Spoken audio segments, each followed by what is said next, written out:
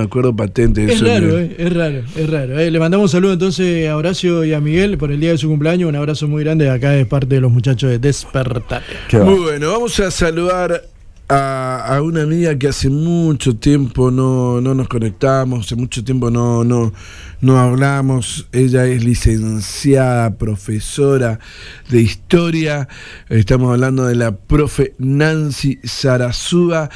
¿Cómo le va, profe? Buen día. ¿Cómo anda acá Lautaro Fernández, José Gómez y José Luis Córdoba? Les saludamos. ¿Cómo van? ¿Cómo anda? Hola, buen día, José Luis, ¿cómo estás? Buen día a los señores que te acompañan, buen día a toda la audiencia. Qué placer escucharla. Qué placer escucharla. Es placer escucharla. Ayer queríamos hablar, pero no habíamos hecho la cita previa. Nosotros cuando hacemos la producción siempre llamamos antes, y ayer le quisimos llamar ahí así nomás, y bueno, justo estaba ocupada, así que no pudimos hablar. Pero yo le decía a los muchachos cómo usted nos contaba la historia, ¿no? El lado B de la historia de eso, de nuestros ídolos, de nuestros próceres. Sí, que tiene el lado B, ¿no es cierto? Por ahí solamente en la escuela nos enseñaban el lado A, pero bueno, después se fueron descubriendo otras cosas y salieron a la luz, y bueno, está bueno. Se humaniza un poco a los próceres, ¿no es cierto? Porque siempre como que los próceres están allá en el bronce, intachables, conductas brillantes, todos tuvieron conducta brillante, pero también tuvieron su lado B, y está bueno conocer para humanizarlos un poco. Yo le contaba un poco lo de Belgrano, que por ahí los retratos y demás que eran medio feminizados, si se quiere, para ponerle un nombre, y era terrible, Gavilán, profe. Bueno, todos eran un poco así. Todos fueron un poco así, ¿no es cierto? Todos tuvieron su lado mujeriego. Pero Belgrano, lo que pasa con Belgrano es que él venía de una familia muy fina, aristocrática, o sea que él era muy intelectual, muy instruido, ya tenía modales muy especiales, pero y eso para la época era como muy femenino, ¿no es cierto? Claro. Pero Belgrano también tuvo lo suyo, por supuesto, tuvo 2 hijos a quienes no reconoció, tuvo novias, amantes, de todo. Acá lo veo a Lautaro con cara de sorprendido. Era medio afrancesado. Sí, ves que uno siempre los ve así con ese atuendo, esa ropa, ese pantaloncito, que hoy para nosotros es como raro, pero hay que ubicarse en el tiempo. Para ese tiempo era la moda y era lo más fino que uno se podía poner, ¿no es cierto? Era lo más top, diríamos. Pero no, Belgrano, esto no le quita a Belgrano todo lo bueno que hizo para nuestra patria, ¿no es cierto? Yo siempre que cuento esto no es para reírnos ni burlarnos de nadie, sino para humanizarlo, porque siempre es como que ellos no tuvieron sentimientos o fueron fríos. No, fueron tan humanos como cualquiera de nosotros. Y eso está bueno, hay que humanizar a los próceres. Bueno, nosotros también, todos, tenemos nuestro lado B, el lado que no contamos, el lado de que por ahí nadie se entera. Y no somos próceres. Y no somos próceres. No somos próceres. Bueno, ayer se cumplió un aniversario más del puente, se viene el 50º nada más y nada del puente. Sí. Usted escribió, publicó un libro sobre el tema, tuvo a su papá ahí trabajando también en la construcción del puente.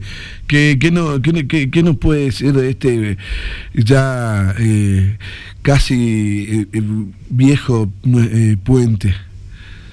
Bien, ayer sí fue un día muy especial, ¿no es cierto?, para nosotros los correntinos, para los chaqueños, porque lo sentimos al puente como nuestro. Por ahí los correntinos sentimos más al puente como nuestro porque lo vemos diariamente o a menudo, ¿no es cierto? Los chaqueños como que están más alejados del puente, Resistencia está como lejos del puente, entonces como que no lo ve tanto como nosotros. Y es la postal obligatoria de todo turista que viene a Corrientes, o nosotros mismos cuando estamos en la costanera, el puente siempre de fondo da como un marco diferente, ¿no es cierto? Es nuestro. Y bueno, ayer sí se cumplió un aniversario más, el puente fue inaugurado un día jueves, 10 de mayo de 1973. Y fue una obra que llevó 4 años y medio de construcción, pero la gestión gestión del puente para que el puente sea una realidad y se llame licitación pública llevó 20 años de gestión. No fue tan sencillo poder llamar a licitación y que se construya el puente. Fueron es más o menos lo que está pasando, perdón, profe, es más o menos lo que se está hablando hoy del segundo puente, ¿no? Que ya hace mucho tiempo se está hablando y hasta ahora no pasa nada. Ya llevan como 30 años.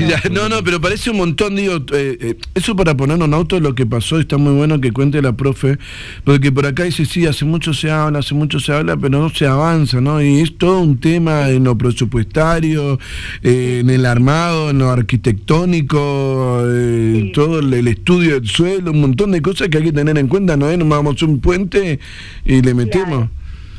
Claro, este segundo puente como que viene más demorado, ¿no es cierto? Porque ya desde el año 1994, hace 28 años que venimos hablando del segundo puente, 28 años desde que los gobernadores, fue justamente Tato Romero Feri y Ángel Rosa los primeros en juntarse y empezar a firmar documentos a favor del segundo puente, y a partir de allí, hace 28 años, los gobernadores por ahí se juntan y firman algo y avanzan un poquito y avanzan 2 pasos y retroceden 10, ¿no es cierto?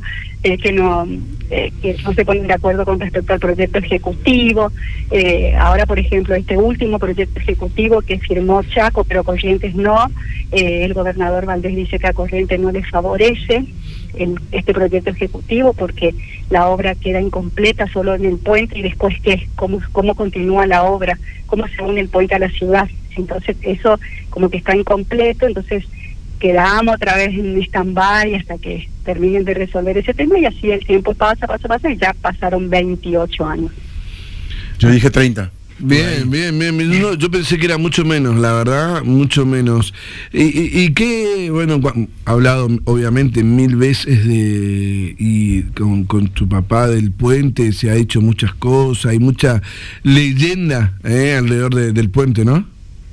Sí, hay muchas anécdotas, por ejemplo, la hora de comer, porque los obreros trabajaban las 24 horas del día, los 365 días del año se trabajaba, en turnos de 8 o de 12 horas, si era fin de semana o si era feriado. Entonces, el único día en que no se trabajaba era por día de duelo. Entonces, el lugar común de los obreros donde se encontraban y socializaban era el comedor. Cada uno llevaba su vianda porque no le daban comidas allí en la obra, sino que cada uno debía llevar su almuerzo, y bueno, pero tenían un espacio donde socializaban y se juntaban y comían y compartían, así que bueno, todo eso después y se hicieron amistades, ¿no es cierto?, de años, que mi papá aún hoy tiene amigos de ese tiempo. Profe, todos muy viejitos, ¿no es cierto? Sí, seguramente. Profe, ¿es cierto que dicen, ¿sabés cuánta gente hay en los cimientos del puente que quedaron ahí? Esa es una leyenda popular, urbana, que dicen, no sabés la cantidad de gente que cayó y quedaron ahí. Bueno, hay una estadística de gente que falleció trabajando. Sí, mire, yo hablé, yo cero ingeniería, yo soy profe de historia nomás, cero ingeniería, pero con este tema conversé con el ingeniero Wechselmann, y él me explicaba, y siempre se ocupa de explicar al que le pregunta, que es imposible que un cuerpo extraño quede atrapado en el cimiento. Es imposible, porque era una manga absolutamente cerrada la que introducía el material para ir rellenando los pilares, para ir construyendo los pilares, y es imposible que un cuerpo extraño, supongamos que algún cuerpo extraño ingresara como una rama, algún cuerpo extraño, no estoy diciendo un cuerpo humano, pero cualquier cuerpo extraño era rechazaba, el mismo sistema iba sacando o limpiando el lugar, digamos, o sea, era imposible. Wechselmann me dice que es imposible que haya cuerpos humanos en los cimientos. Así que vamos. Sí fallecieron gente trabajando. ¿Sabes? Claro. ¿Cómo? Sí falleció gente trabajando, digo. Oficialmente, la Dirección Nacional de Vialidad reconoce solo 5 fallecidos, no dan identidades, ellos solo reconocen 5. Extraoficialmente, yo que charlé con varios exobreros, sin conocerse entre ellos, ellos coinciden en que fueron 13, inclusive por ahí tienen el mismo testimonio de cómo fueron los fallecimientos, sin conocerse entre ellos, cuentan desde dónde estaban, qué es lo que sucedió. O sea que extraoficialmente 13, oficialmente 5, pero estaba previsto que, dada la magnitud de la obra, haya 90 fallecidos. Estaba contemplado que podía haber 90 fallecidos. Así que entre 5 y 13, la verdad que la pérdida lamentable, pero fue muy inferior a lo que se había previsto, ¿no es cierto? Buen día, profe. José le saluda. Buen día. La Hola, verdad que cómo cambia todo, ¿no? Usted que es investigadora, historiadora de estos temas, la realidad o lo oficial no cuenta una cosa y la verdadera historia es que hay otra historia, valga la redundancia, ¿no? Sí, la verdad que los historiadores por ahí batallamos con la historia oficial y la historia oral o la historia de vida, ¿no es cierto? Y con algunos documentos también, profe. Claro, nosotros nos nutrimos de los documentos, lo que dice el documento, pero no podemos dejar de lado el testimonio de los testigos, de la gente de ese tiempo. Y llama mucho la atención cómo coinciden las historias y cómo coinciden los números sin conocerse aún ellos, ¿no es cierto? Totalmente. Qué fascinante, ¿no? La historia, profe. Muy, muy que me apasiona, y bueno, yo les agradezco a ustedes que le den un espacio a la historia, porque por ahí la historia está como mal vista, ¿no es cierto? Como aburrida, como fea, no, la historia, y no, nada que ver, la historia es linda, es apasionante, hay que conocer nuestro pasado, para poder entender más o menos cómo estamos viviendo hoy, o cómo, lo del puente, por ejemplo, cómo se gestó, cuánto duró, cómo fue, porque uno va y observa el puente tan bonito que es nuestro puente, que es, le voy a contar algo, para que nos sintamos aún más orgullosos de nuestro puente y que contemos a nuestros parientes cuando vienen y nos hagamos que sabemos mucho.